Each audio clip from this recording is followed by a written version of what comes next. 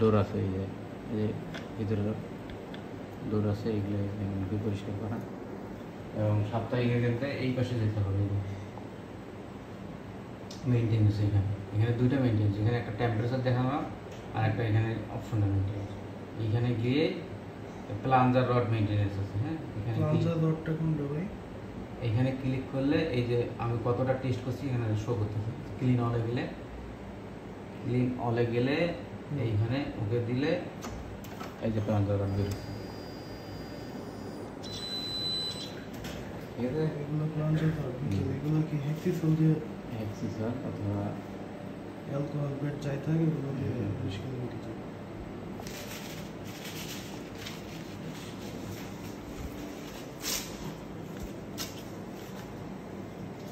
ডেলির মধ্যে করে টেবিল টুল মোছামুছি এগুলো। হ্যাঁ, মেশিন তো মনে হয় 2 মাস ধরে বন্ধ, তাহলে তো যাই এগিয়ে করতে হবে। হ্যাঁ, তাহলে আমার ফার্স্ট কাজ হবে মেইনটেনেন্স ক্লিয়ার করা, মোছামাছি কমপ্লিট করা, মোছামুছি ভিতরে এই এরকম করে একটা একটা করে করা লাগে। হ্যাঁ, মানে এটা বেরিয়ে এখানে একটা করে টিস্যু নিয়ে একটা করি, একটা করে টিস্যু নিয়ে একটা করি। হ্যাঁ, আমি একটা দিয়ে দেখে এটা হয়ে গেলে 2-1 মিনিট অপেক্ষা করলে টিচারটা শুকিয়ে গেলে তারপর আবার মুভ আপ করতে হবে। বেশি মুভ আপ দিলে ওকে এখানে 0 হয়ে যাবে। তারপর ক্লোজ, এটা একটা গেল। হ্যাঁ, তারপর এইখানে একটা ইয়ে আছে, ফিল্টার পেপার আছে এই পাশে। এই যেটা যেহেতু 2 মাস থেকে মেশিন বন্ধ আছে, এই ফিল্টারটাও খুলতে হবে।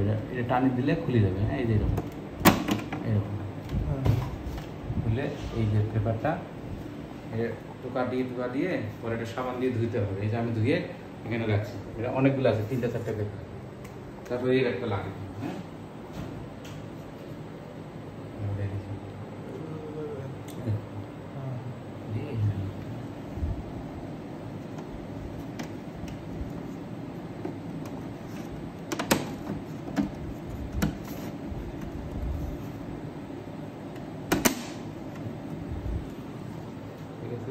ফিল্টার পেপার সাবান দিয়ে দিতে হয়, সাবান ডিটারজেন্ট মোটামুটি মেশিন মেনটেন্স এরকমই করি আমরা। আর বাচ্চারি যেগুলো আছে এগুলো ইঞ্জিনিয়াররা আসি করে দেবে, এরকম ব্যাপার আছে ওখানে।